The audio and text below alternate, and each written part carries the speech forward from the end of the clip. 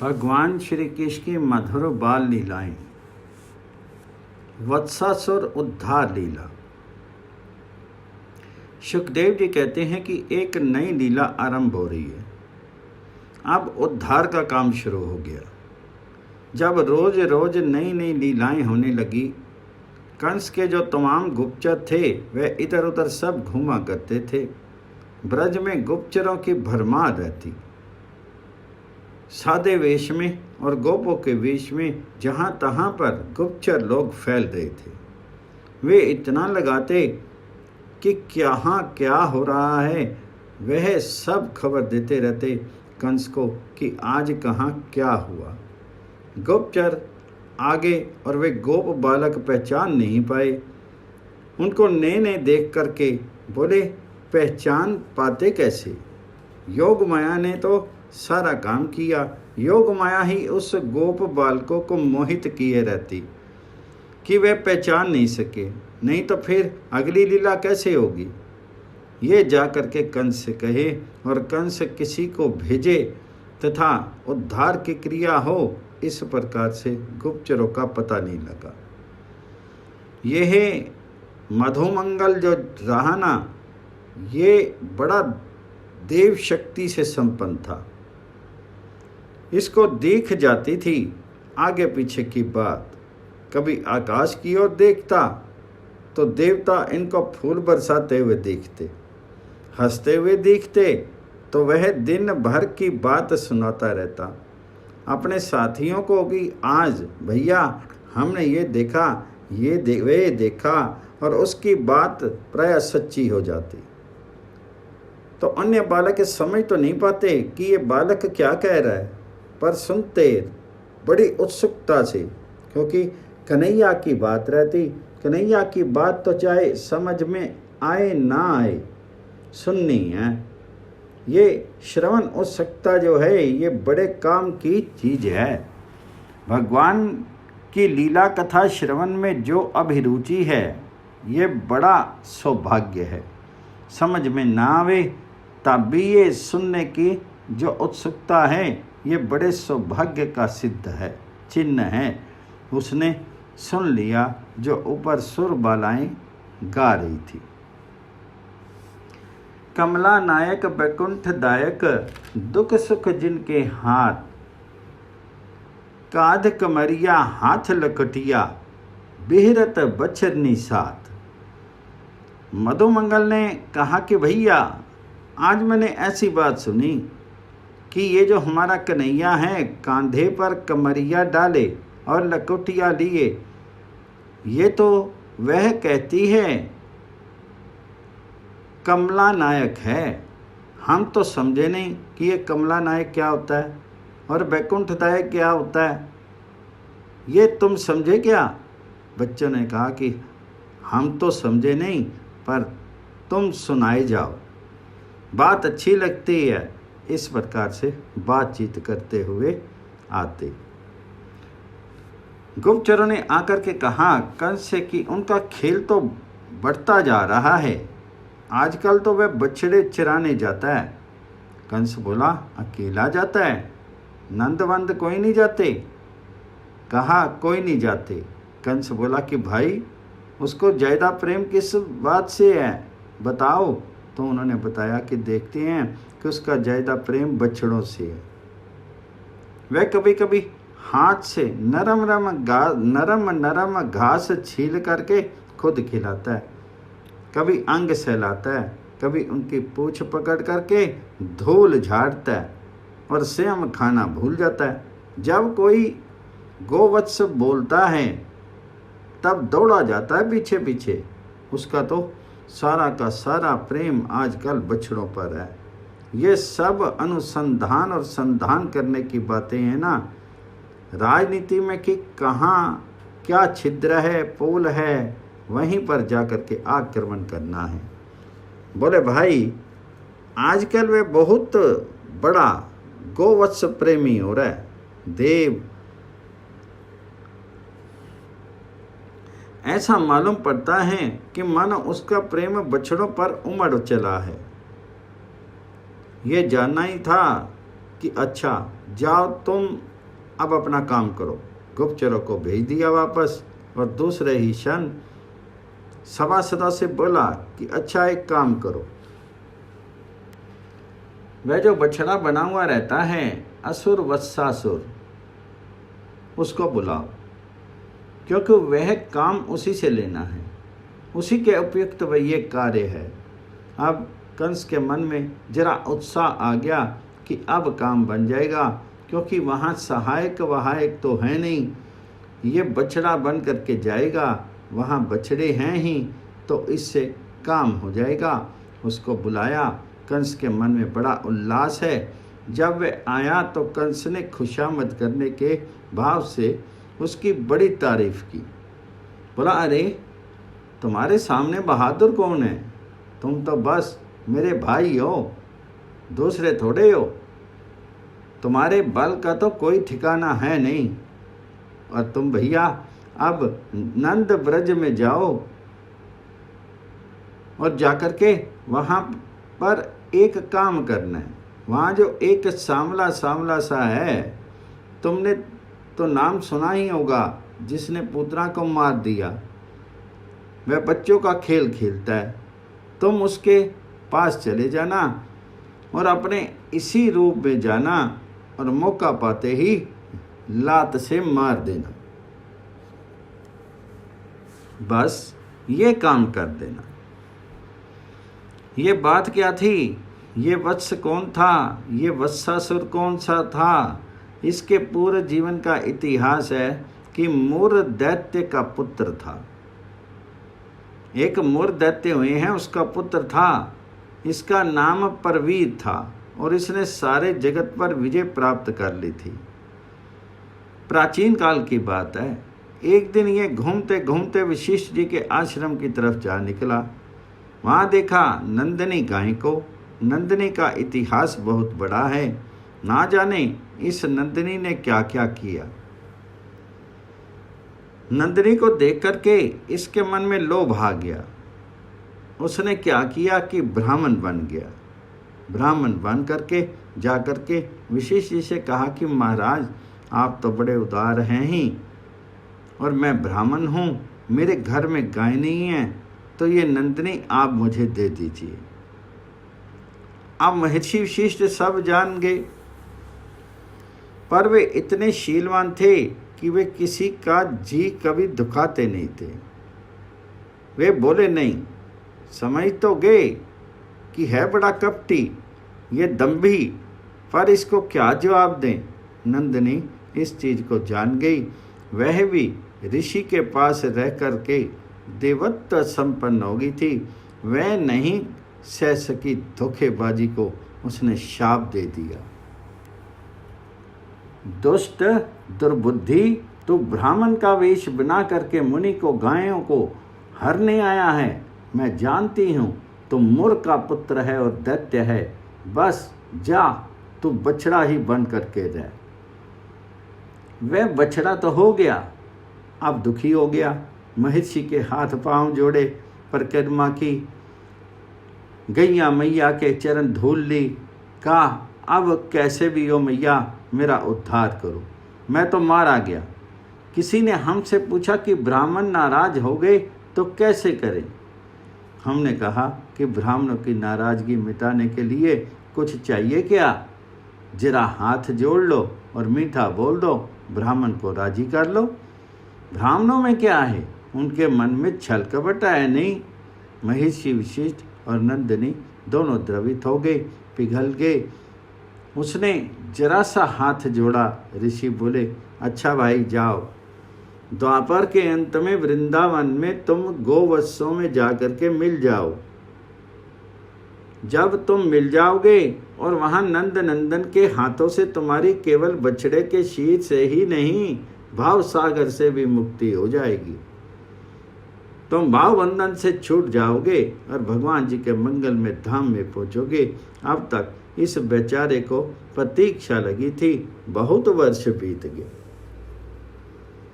आज जब ये बात कंस ने कही, इसको भी वह बात याद आ गई कि आहा, आज तो वह दिन आने वाला है इधर कंस ने कहा कि देखो, सावधान रहना, भूल मत जाना, हमने उस लड़के की एक बात और सुनी है। बोला, क्या सुनी है? कंस ने कहा कि उसमें कुछ जादू है, जो उसको देखता है वह मोहित हो जाता है। बोला, हमारे पास के कई व्यक्ति घूम करके लौट आए वापस और बोले, कंस राजा, हम उसको नहीं मार सकते। जब उसकी ओर देखते हैं तो हमारे मन में स्नेह पैदा हो जाता है, इसलिए उसको मार नहीं सकते। वे लौट आते हैं, तुम कहीं स्नेह मत पैदा कर लेना अपने मन के अंदर। असुर स्वभाव को कहीं छोड़ दोगे तो काम नहीं बनेगा। तो उसने कहा कि ऐसा असुर थोड़े हूँ। उसका असुर भाव जागृत हो गया। बोला, नहीं छोड़ूंगा। अब उसने सोचा कि कंस की आज्ञा तो है ही, पर अपने भी इसमें लाभ है। बछड़े के रूप में रहेंगे तो कोई पहचान सकेगा नहीं और दोनों काम हो जाएंगे। कोई पहचानेगा नहीं तो मारेगा क्यों?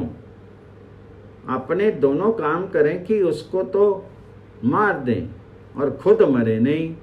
ये जो सोचता है कि दूसरों को मार दे और हम नहीं मरें, वह तो वहीं पर मर गया, उसके मरने का उपक्रम हो गया। जो चाहता है कि दूसरों को दुख दे, हम सुखी रहें, उसका दुख आरंभ हो गया। तो उसने सोचा कि हम मार दें और मरे नहीं, बछड़े बन जाएंगे तो बस फिर कोई मारेगा वारेगा नहीं, सीधा सा काम है। ये बछड़ा तो था ही, उसने बड़ा सुंदर सा रूप धारण कर लिया और धीरे धीरे जा करके वह बछड़ों में शामिल हो गया। किसी ने जाना ही नहीं कि वह आया है। असुर ने सोचा कि ये सब बछड़ों को हाथ फेरता हुआ, पुचकारता हुआ और कोमल कोमल घास मुंह में देता हुआ आ रहा है। ये सब की रोज सेवा करते, हर एक बछड़े को पुचकारते। ये नहीं कि हम इतने बड़े हैं और इन नन्हे नन्हे बच्चों की हम क्या परवाह करें। ये सब सेवक लोग कर लेंगे, ये बात नहीं है। इनको तो भक्तों की सेवा अपने हाथों करनी है, चाहे वह बछड़े बने हों, पशु बालक हों। ये हर एक को नरम नरम घास खिलाते हुए और हाथ फेरते हुए चले आ रहे थे। तो उन्होंने देखा कि अब मेरे पास भी आने वाला है। वह प्रतीक्षा कर रहा था कि जब मेरे पास हाथ फेरने लगेगा तब मैं चट से लात मार दूंगा और मेरी लात उसी की खत्म हो जाएगा। ये धीरे धीरे आए तो उसने क्या किया कि अपना गला लंबा कर लिया, गला लंबा कर दिया। गायों के बछड़ों के गले पर जब हाथ फेरते हैं तो वह अपना गला लंबा तान देते हैं, फैला देते हैं। उसने अपने गर्दन फैला दी। ये धीरे धीरे हाथ से उसको सहलाने लगे। इससे छिपा नहीं, पर फिर भी ऐसे ही बन गए। अपने जान में अनजान से और कंधे पर रख करके दाऊ से बोले कि दाऊ भैया, अरे ये बछड़ा सवेरे तो था नहीं, तुम पहचानते हो ये कौन सा बछड़ा है और ये कहाँ रहता है? पहले तुमने कभी देखा है? ये कौन से सरोवर के पास, किस जल के पास रहता है? कौन सा बछड़ा है ये? तो दाऊ जी ने देखा और देख करके बोले कि भैया, मैं तो इसको नहीं जानता, मैं तो नहीं पहचानता कि ये कौन सा बछड़ा है। तब धीरे से श्री कृष्णचंद्र ने बलराम जी के कंधे पर हाथ रखा और पूछा, निरूप्यताम, ठीक से बताओ और पहचानो, क्या बात है? बलराम ने उसके चेहरे को देखा, पैरों को देखा, सिर को देखा, फिर आंखों पर आई तो आँखों से आकृति पहचानी जाती है। जो आकृति विज्ञान जानते हैं वे लोग आँखों से चेहरे के ढंग को पहचान लेते हैं। बलराम जी ने जब आँखों में दृष्टि डाल करके देखा तो बोले, अरे कन्हैया, ये तो कोई बड़ा भीषण प्रकृति का जंतु मालूम पड़ता है। भगवान श्री कृष्ण अब भैया के सामने बात प्रकट करने लगे। श्री कृष्ण बोले, भैया पूर्वज पूर्व देवोयम।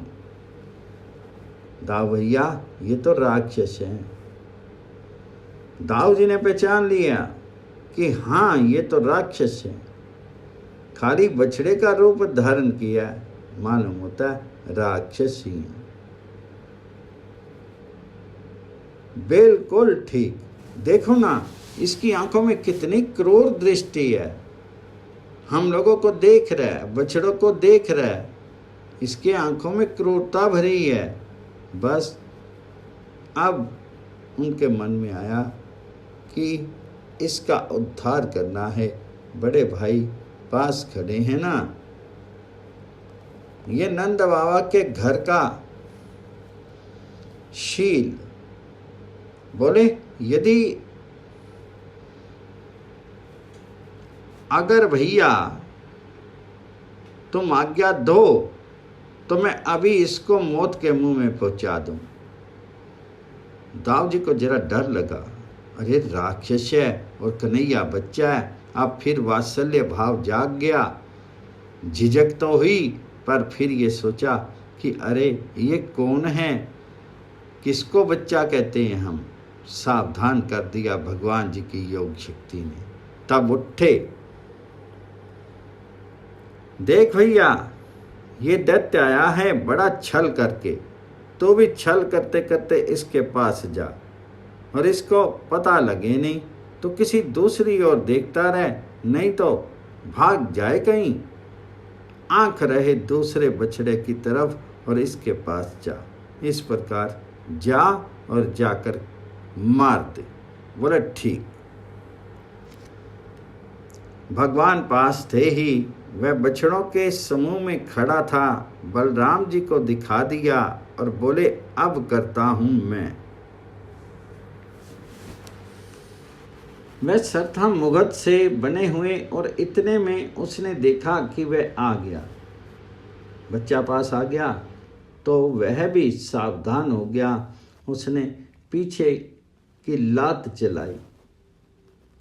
ये सावधान तो थे ही, इसलिए उनकी लात लगी नहीं। और इन्होंने क्या किया कि उन्हें टांगों को पकड़ लिया पीछे से और पकड़ करके घुमाया। घुमाते ही उसके प्राण निकल गए। चक्राकार घुमाया तो उसके सारे चक्कर छूट गए।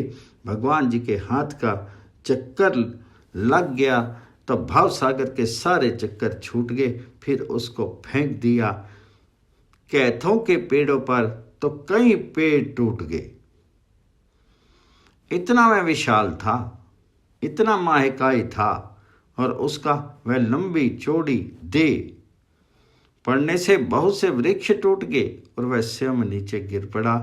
अब गोपों के बच्चों को तो ये पता ही नहीं कि क्या हो गया। वे तो देखते कि ये कोई बछड़ा खेल रहा है, कोई बछड़ा था, उनको तो पता था नहीं। सब शिशु जुरी के, सकल बटोरी के, अति भय भरी के, लाहत हहरी के। ये जब गिरा और बड़े जोर की आवाज हुई तो ये सारे बच्चे डर गए। साथ ही साथ सब बोले, ये क्या हो गया, ये क्या हो गया, कहीं कन्हैया को लग तो नहीं गई। यही सोच करके सब भागे और जब पास आ गए तो देखा कन्हैया हंस रहा है। तब तो सब के सब लगे ताली पीटने, उनका भय जाता रहा। तम वीक्षम विस्मिता बाला शिशंशु साधु साधीवती। अब देखा कि वत्सासुर का वह भयानक शरीर पड़ा हुआ है। बोले, कन्हैया शाबाश शाबाश, बड़ा बहादुर है। देखना तूने कितना बड़ा काम कर दिया। ये राक्षस था क्या? कौन था? तूने कब मारा? हमें तो पता ही नहीं। तू बछड़ों से खेल रहा था, कब राक्षस आया? कब तूने मारा? क्या किया? कुछ पता ही नहीं। ये अपना हंसे ही हंसे। बच्चे बोले, नंद बाबा कहा करता है कि नारायण नारायण कोई है, कोई भगवान मालूम होता है। उस नारायण ने बचा लिया। ये राक्षस था तो बड़ा बहादुर है। साधु साधु करने लगे सब। देवताओं ने देखा कि एक बड़ा भारी हम लोगों के लिए विघ्न था, वह दूर हो गया। देवता लोग अंतरिक्ष से, आकाश से पुष्पों की वर्षा करने लगे। सुर हर्षे नव फूलन बरसे। वहां गो बालकों को तो नहीं दिखा, परंतु देवताओं को दिखाई दिया। देवताओं ने देखा कि उस दैत्य के शरीर से एक प्रकाश में ज्योति निकली और वह श्री कृष्ण के अंदर समा गई। जो गति नहीं मिलती योगिंद्रों को, मनिंद्रों को, वह दुर्लभ गति वत्सासुर को मिली। मुक्ति मिल जाती है पर भगवान जी का दिव्य धाम नहीं मिलता। और ब्रज में जिन लोगों का श्री कृष्ण की ऐश्वर्य शक्ति के द्वारा मिलन होता है, इन सबको इनकी कृपा शक्ति वहाँ पार्षद बना करके भेज देती है। अब सारे के सारे जो देवता थे, सिद्ध, गंधर्व, किन्नर, सब की वृत्तियाँ लग गई इधर। और राम श्याम का सब यश गान करने लगे, मानो उनकी सारी वासनाएं समाप्त हो गई। अब देवताओं का ध्यान सब उसी में लग गया। सब अपनी अपनी बात कहने लगे। श्याम बलराम को सदा गाऊं, श्याम बलराम बिन दूसरे देव को, सपन तो माही नहीं हृदय ले आऊं। यह जप यह तप यह मम नेम व्रत, यह मम प्रेम फल यह ध्याऊं। यह मम ध्यान यह ज्ञान, सुमरन यह सूर प्रभु देहूं, हो यह पाऊं। ये अनन्य निष्ठा का बड़ा सुंदर भाव है कि श्याम बलराम के सिवाय कोई भी दूसरा देवता कभी मेरे हृदय में आवे ही नहीं। यदि मेरा जप हो, यही मेरा तप हो, यही नियम हो, यही व्रत हो, यही प्रेम हो, यही प्रेम का फल हो, ध्यान ज्ञान समरण जो कुछ हो, सब यही हो जाए। ये प्रार्थना करते हैं कि ये हमें मिल जाए तो सारा काम बन जाए। इस प्रकार वत्सासुर की सद्गति हो गई। सद्गति क्या, वत्सासुर की परम गति हो गई। इस प्रकार उसका पूतना उद्धार हुआ। जब बालकों से श्री कृष्ण ने कह दिया था कि देखो भैया, मैया से जा करके ये बात मत कहना। कहीं मैया से कह दिया तो मैया कह दे कि मत जाओ आज से, मैया डर जाएगी, ना तो बाधा पड़ जाएगी अपने खेल में। मैया से कहना वहना मत, चुप रहना। इसलिए किसी बालक ने आकर के मैया से कोई बात कही नहीं, ये अपना मौज से रहे हैं। तो ये विश्व पालक, पर बालकों ने समझा कि ये हमारा साथी ही है। इस प्रकार से उनके खेलने कूदने की और बछड़ा चराने की गति में कोई बाधा नहीं आई। मैया ने रोका नहीं। मैया को तो मालूम ही नहीं कि क्या हो गया है और क्या नहीं हो गया है, किसी को नहीं मालूम। सब बालकों ने प्रतिज्ञा कर दी। श्री कृष्ण ने कह दिया कि घर पर नहीं कहना, तुम अपनी मैया से मत कहना, तुम अपने बाबा से नहीं कहना। बाबा कहीं नंद बाबा से कह देगा और नंद बाबा कहीं कह दिए मैया से तब फिर आना बंद हो जाएगा। बाल कृष्ण भगवान जी की जय।